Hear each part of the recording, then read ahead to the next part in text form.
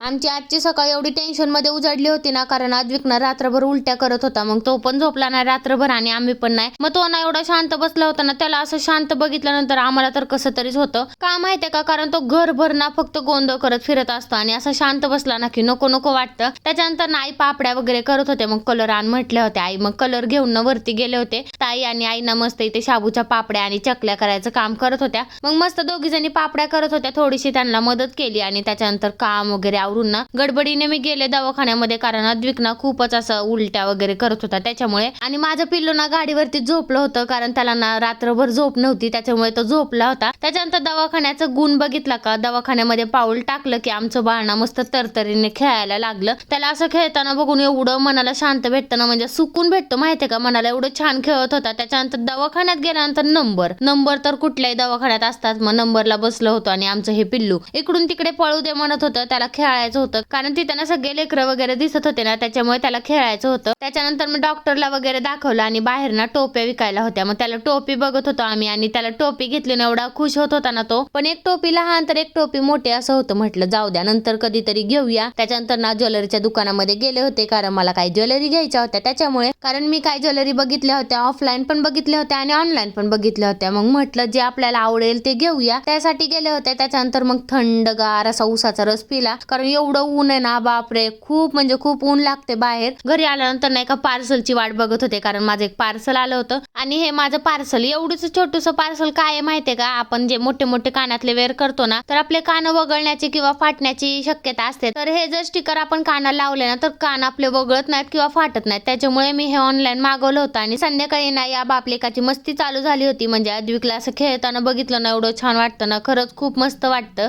तर असा होता माझा आजचा दिवस. चला बाय.